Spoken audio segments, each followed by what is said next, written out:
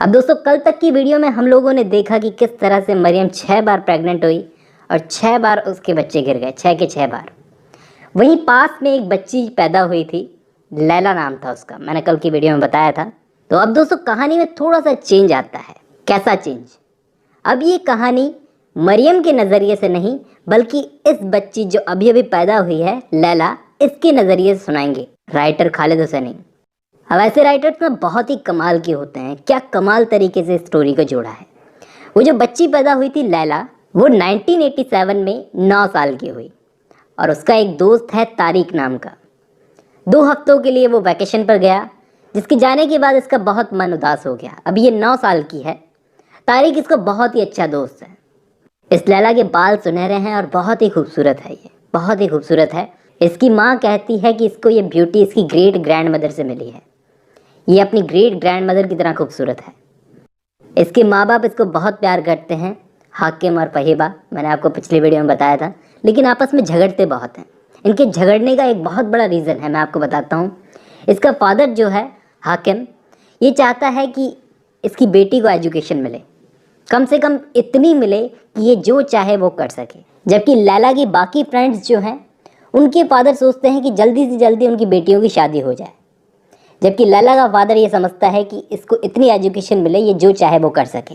अब यहाँ पर बात क्या हुई जो लैला के माँ बाप यहाँ पर इतना लड़ते रहते हैं?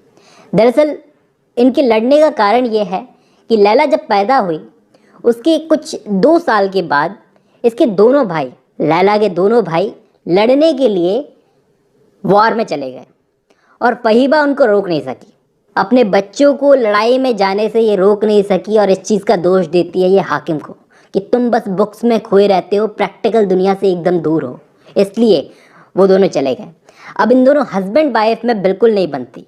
इतनी खटास आ गई है कि इन दोनों के बेडरूम भी अलग अलग हो गए हैं। बताया लैला सिर्फ 2 साल की थी जब इसके दोनों भाई अहमद और नूर इसको छोड़कर चले गए थे लड़ाई लड़ने के लिए, मुजाहिदीन के साथ में, सोवियत के खिलाफ। और आज लैला की माँ अपने उन्हीं 2 बेटों के बारे में सोचती रहती है। अपनी माँ का कमरा इसने देखा, आधा बचा हुआ खाना, बिखरे हुए कपड़े ज़मीन पर, दीवारों पर अपने दोनों बेटों की फ़ोटोज़, तस्वीरें वगैरह। अब स्कूल से लौटकर ये अपनी माँ के पास गई, माँ को जगाया तो इसकी माँ बोलती है मेरे सर में बहुत दर्द है, और कुछ खास रिस्पॉन्स नहीं देती अपनी बेटी को। वो बोलती है कि बेटी तू नहीं जानती मैं किस दर्द से गुजर रही हूँ। अब लैला के पैदा होने के बाद से इसका घर पूरी तरीके से बिखरा हुआ है, पूरी तरीके से बिखरा हुआ। आपस में ये लोग खाना तक नहीं खाते। तभी ये तारिक को अपना बहुत अच्छा दोस्त मानती है। कुछ हफ्ते गुजर गए, जब तारिक नहीं लौटा तो लैला को अपने दोस्त तारिक की फिक्र होने लगी। उसको डर सा लगने लगा कि तारिक अब लौटेगा भी या नहीं। शुरू शुरू में तो दूसरी चीज़ों में ध्यान लगा लेती थी अपना, लेकिन कुछ हफ्ते गुजर गए तो इसको चिंता होने लगी कि तारिक कभी ना लौटा दो। लेकिन एक रात तारिक लौट कर आया। वो बहुत बदल गया था। अगले दिन ये गई तारिक के घर पर, तो उसके पेरेंट्स ने लैला को वेलकम किया कि लंच करके जाना हमारे घर पर। अब ये लोग क्या है, पश्तून है, लेकिन फिर भी लैला से फारसी में बात करते हैं। अब इस फैमिली के साथ में लैला ने लंच किया और उसके बाद में तारिक ने अपनी ट्रिप के बारे में लैला को बताया। लैला बोली मैंने तुमको बहुत मिस किया। तब तारिक थोड़ा सा गुस्सा हो गया कि तुम्हारी प्रॉब्लम क्या है। उस वक्त लैला को ये रियलाइज़ हुआ उसके बिहेवियर से कि ये बॉयज़ के साथ फ्रेंडशिप करना थोड़ा सा अजीब है। अब दोस्तों मैंने आपको बताया अफ़गानिस्तान में बहुत प्रॉब्लम चल रही है इस वक्त। उस वक्त रात के वक्त जब लैला अपने फादर के साथ बैठकर बातें कर रही थी, तभी एक अनजान आदमी ने दरवाज़ा खटखटाया। वो कोई न्यूज़ लाया था। ये दोनों नीचे पहुँचे तो उस वक्त उसके फादर ने बोला लैला तुम ऊपर जाओ। जब वो ऊपर गई तो खिड़की से देखा वो आदमी ने इसके माँ बाप को न्यूज़ दी। वो न्यूज़ सुनते ही इसके पेरेंट्स का चेहरा वाइट पड़ गया। उसकी माँ तो चिल्लाने लगी डर के मारे। और ये न्यूज़ कुछ ऐसी थी कि अगले दिन उनके घर में मातम छा गया। औरतें आई। दरअसल इसके दोनों भाई जो लड़ने गए थे वॉर में, वो गुजर गए। इसकी माँ का जो दर्द था ना अपने बेटों के लिए, वो और ज़्यादा बढ़ गया। जिस दिन उनका मातम मनाया गया उस दिन से इसने काले कपड़े पहने थे, तब से लेकर ये काले कपड़े पहन के रखती है। डॉक्टर्स को भी समझ में नहीं आ रहा था क्या प्रॉब्लम है। दिन में 5 बार ये नमाज़ करती थी, वो भी पढ़ना बंद कर दी इसने, और बेड में पड़ी रहती थी, सोती रहती थी हमेशा। सारा काम लैला को करना पड़ता था इतनी सी एज में। और कभी कभी वो अपनी माँ के पास बिस्तर में जाकर लेट जाती थी। एक दिन जब ये लेटी अपनी माँ के पास जाकर, तो उसकी माँ ने दोनों भाइयों की स्टोरी बताई कि दोनों भाई क्या क्या करते थे। इसकी बहुत छोटी थी उस वक्त, ये चले गए थे वॉर में लड़ने के लिए और रोने लगी। उस वक्त माँ के आंसू देखे नहीं गए, ये भी रोने लगी। उस वक्त ये अपनी माँ से बोली कि मुझे छोड़कर मत जाना। इसका कहने का मतलब यह है कि मरना मत, क्योंकि वैसे ही बेचारी ये अकेली है। और ये बेचारी बच्ची कोशिश करने लगी कि इसकी माँ इसे भी नोटिस करे कि इसकी एक बेटी अभी जिंदा है। अगर बेटे मर गए तो बेटी जिंदा है। लेकिन उस वक्त इसकी माँ ने पता है इसको क्या बोले नहीं, कि मैं वो दिन देखने के लिए जिंदा हूँ जब अफगानिस्तान फिर से फ्री होगा, सोवियत हारेंगे और मेरे बेटों को इंसाफ मिलेगा, उनका सपना पूरा होगा। मतलब अपनी बेटी की कोई परवाह नहीं है, उसके लिए जिंदा नहीं है, जो हर वक्त बस इसकी अटेंशन चाहती है। लेकिन लैला के फादर को अपनी बेटी की बड़ी फिक्र रहती थी। वो अफगानिस्तान घुमाने लेके गया अपनी बेटी को कि उसकी एजुकेशन का हिस्सा होगा। इसके 6 महीने बाद वो हो गया जो लैला की माँ चाहती थी। 1989 में सोवियत अफगानिस्तान छोड़कर जाने लगे। उस वक्त लैला की उम्र लगभग 10 साल रही होगी और इस बात से लैला की माँ को इतनी खुशी थी कि आज जाके उसके दोनों मरे हुए बेटों को इंसाफ मिला। और इसके बाद 3 साल गुजरे। 1992 में लैला 14 साल की हो गई। उस दिन नाजिबुल्लाह ने भी सरेंडर कर दिया। इस दिन के बाद से इसकी माँ ने ब्लैक पहनना छोड़ दिया और नॉर्मल हो गई। मोहम्मद नाजिबुल्लाह था प्रेसिडेंट अफगानिस्तान का, उसने सरेंडर किया, तब से इसकी माँ ने ब्लैक पहनना छोड़ दिया और नॉर्मल हो गई। अब लैला धीरे धीरे बड़ी हो रही थी, तारिक के साथ अपने रिश्ते को लेकर बहुत ज़्यादा सीरियस हो रही थी। अब इनका रिश्ता सीरियस होने लगा था। लेकिन अब ना अफगानिस्तान में टेंशन बढ़ रही थी और शांति खत्म हो रही थी। सिचुएशंस वापस सीरियस हो रही थी। आए दिन काबुल में रोज रॉकेट्स गिर रहे थे आकर गलियों में, घरों पर। तो उस वक्त क्या है, लड़कियों का स्कूल जाना बिल्कुल बंद कर दिया। क्यों?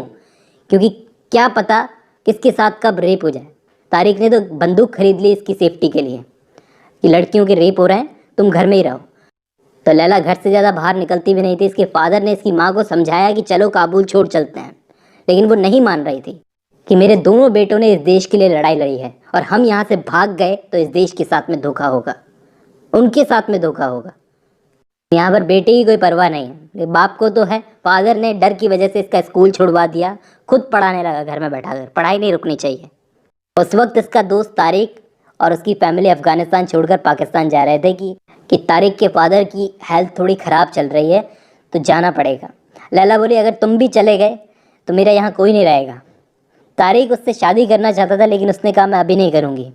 तो उसने वादा किया कि मैं वापस आऊँगा तुम्हें लेने के लिए। अब तारिक के जाने के बाद में इनकी फैमिली ने, लैला की फैमिली ने भी फैसला किया कि हम पाकिस्तान जाएंगे। उसकी माँ मान चुकी थी कि हम लोग चलते हैं यहाँ से, यहाँ पर बहुत खतरा है। उस वक्त लैला के चेहरे पर खुशी सी आ गई ये चीज़ सुनकर, क्योंकि तारिक भी पाकिस्तान ही गया था तो वहाँ जाकर ये मिल सकेगी उससे। लेकिन प्रॉब्लम यहाँ पर यह है कि पहले वीज़ा के लिए अप्लाई करना पड़ेगा, तो थोड़ा टाइम लगेगा। इन्होंने ज़रूरत भर का सामान अपने साथ में लेने के लिए सोचा। इसके फादर ने अपनी बुक्स तो सारी ले ली और एक पोएम थी 17वीं सेंचुरी में साहिब तब्रिज़ी ने लिखी थी। 2 लाइनें याद है उस पोएम की जो काबुल के लिए लिखी थी। वो लाइन थी 1000 स्प्लेंडेड सन्स, यानी कि काबुल एक ऐसी सिटी है where 1000 splendid suns hide behind its wall. वो रोने लगा कि काबुल छोड़कर हम लोग जा रहे हैं। तो लैला बोली हम लोग वापस लौट आएंगे, अपने फादर को बोल रही थी। उस वक्त इसके पेरेंट्स अंदर थे और ये बाहर गई यार्ड में अपना सामान समेटने के लिए। इसके पेरेंट्स अंदर थे, लंच के लिए इसको बुलाया। तभी एक सीटी की बहुत तेज़ आवाज़ इसको सुनाई दी। जब इसने पलटकर आसमान की तरफ देखा तभी एक धमाका हुआ और इनके घर के ऊपर एक रॉकेट आकर गिर गया। उसी मूवमेंट ये उड़कर दूर ज़मीन पर जाकर गिरी और उसी वक्त ऑन द स्पॉट इसके पेरेंट्स की तो डेथ हो गई और लोग उधर भागते हुए आए। उसके बाद इसको याद नहीं क्या हुआ, आखिरी बार इसने जो कुछ भी देखा उसके बाद इसको याद नहीं क्या हुआ। लेकिन जब इसकी आँख खुली तो मरियम इसके सामने थी, इसको पट्टी कर रही थी। मतलब ये राशिद और मरियम के घर में थी। पहले 1 हफ्ते तो इसकी कंडीशन में थोड़ा थोड़ा सुधार आ रहा था। ये बेड में पड़ी रहती थी, मरियम इसके घावों पर पट्टी कर रही थी। राशिद बोला जब तक ये बच्ची ठीक नहीं हो जाती तब तक हमारे घर में रहेगी। दरअसल इस राशिद को ये बच्ची मिली थी जिंदा मलबे के बीच में, तो इसे ये अपने घर में ले आया। और धीरे धीरे जब लैला की हालत में सुधार आने लगा तो इन दोनों ने, हस्बैंड वाइफ ने, मरियम और राशिद ने इसको बताया कि इसके साथ आखिर हुआ क्या है। लैला ये सुनकर बहुत रोने लगी कि मैं भी क्यों नहीं मर गई। मेरे पेरेंट्स उस वक्त मर गए जिस वक्त मैं उनको मरता देख भी नहीं सकती। मरियम को समझ में नहीं आ रहा था, बड़ी सीधी सी थी, इसको शांत कैसे करवाया जाए। लेकिन मरियम को ये चीज़ सुनकर वो दिन याद आ गया जब इसकी माँ ने खुद को फांसी लगा ली थी। जब ये छोटी सी थी, घर पर नहीं थी, ये भी घर पर मौजूद नहीं थी। अभी ये राशिद और मरियम के घर में है। अब दोस्तों यहाँ पर मैं इस वीडियो को ख़त्म करता हूँ, लेकिन यहाँ पर मेरे दिमाग में एक सवाल आ रहा है कि चलो ठीक है, मरियम का तो मान सकते हैं, वो खुद को देखती है इस बच्ची में, वो बहुत सीधी भी है, इसलिए लैला की केयर कर रही है। लेकिन ये राशिद जैसा आदमी ये लैला के पेरेंट्स को बिल्कुल पसंद नहीं करता था, तो ये लैला की इतनी केयर क्यों कर रहा है? ये सब नेक्स्ट वीडियो में पता चलेगा। आज की वीडियो में बस इतना ही।